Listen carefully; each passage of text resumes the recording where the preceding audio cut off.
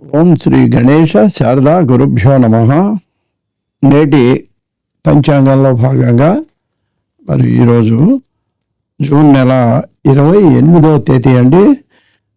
తెలుగు మాసం ప్రకారం స్వస్తి చాంద్రమాన విశ్వావసనవ సంవత్సరం, ఉత్తరాయణం, గ్రీష్మ ఋతువు, ఆషాఢ మాసం, తదియ పగలు 12:42 వరకు ఉందండి.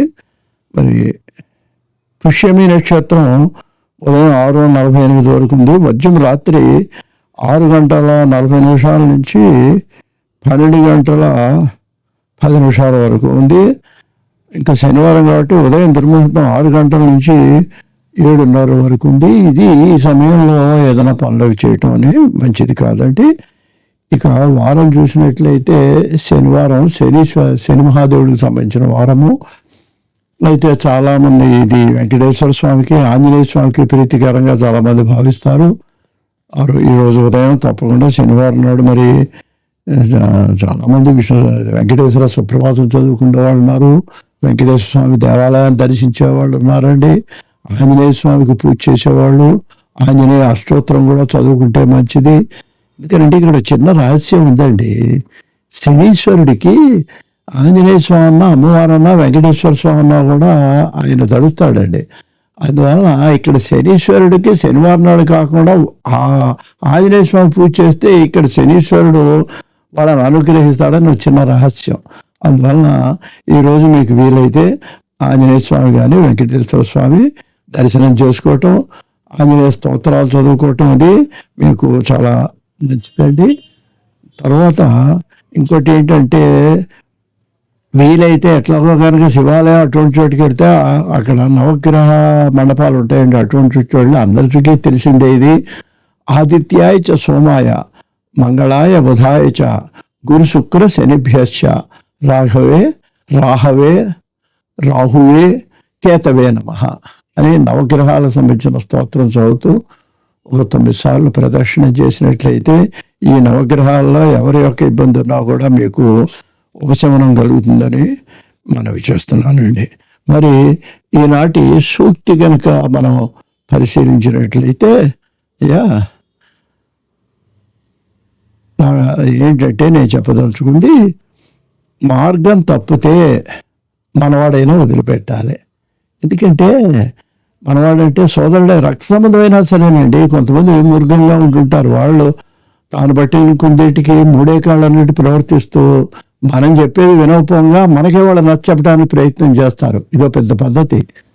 అట్లాంటి పద్ధతిలో కనుక ఉండి ధర్మ మార్గాన్ని కనుక వదిలి వాళ్ళు ప్రవర్తిస్తూ మనం చెప్పినా వినని పద్ధతిలో వాళ్ళు చేస్తే దీనికి పరిష్కారం ఏమిటి అన్నట్లయితే వాళ్ళని విడిచిపెట్టి దూరంగా ఉండాలి. అంటే వాళ్ళతో ఎక్కువ మాట్లాడకుండా మనం అనేదో మనం చేసుకుని ఉంటే మంచి మార్గం అని సూక్తి చెప్పారండి.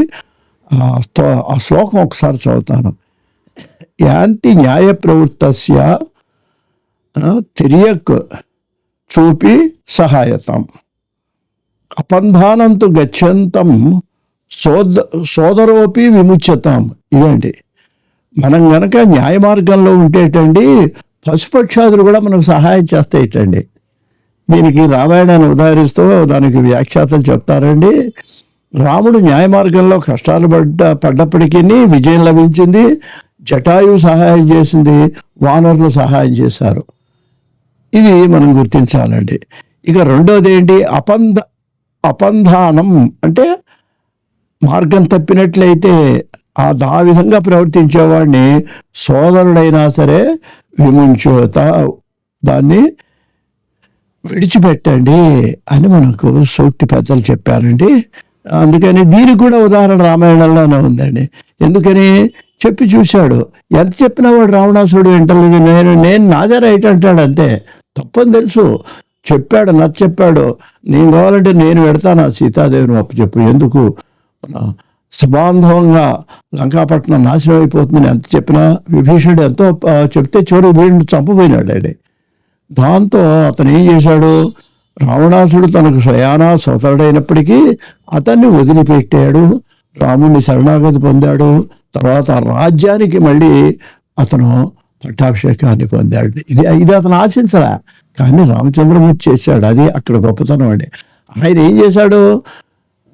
సచిన సాంగత్యం అని ఆ రామచంద్రుడిని మంచి మార్గంలో ధర్మార్గంలో బతకాలనుకున్నాడు. కానీ ఆయన ఏం చేశాడు?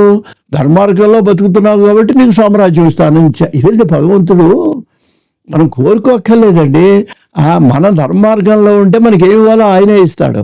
ఎంత ఉన్నత స్థితికి తీసుకెళ్ళాడో కూడా ఆయనే తీసుకెళ్తాడు. ఇది రామాయణం నిదర్శనం అండి. ఇక్కడ ఈ శ్లోకంలో మనం గమనించాల్సింది ఏంటి? అపంధానంచు గచ్చానం.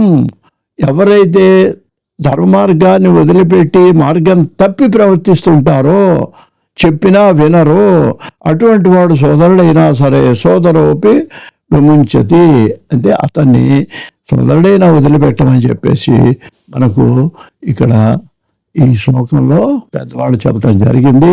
కాబట్టి దీన్ని మనం దృష్టిలో పెట్టుకొని ఎప్పుడైనా సందర్భం వచ్చినప్పుడు మరి ఆ విధంగా ప్రవర్తించినట్లయితే మనం సంఘంలో గౌరవప్రదమైనటువంటి మార్గంలో మంచి పేరు తెచ్చుకొని భగవంతుని దృష్టిలో కూడా, సంఘం వదిలేయండి, ఇవేమిటి వాళ్ళ పొగుడుతారు రేపు తిడతారు, ఇక్కడ ఇది కాదండి. భగవంతుని దృష్టిలో కూడా ధర్మాన్ని ఎప్పుడైనా అనుసరించామో భగవద్ అనుగ్రహాన్ని కూడా మనం పొందుతాము అని మనవి చేస్తూ స్వస్తి.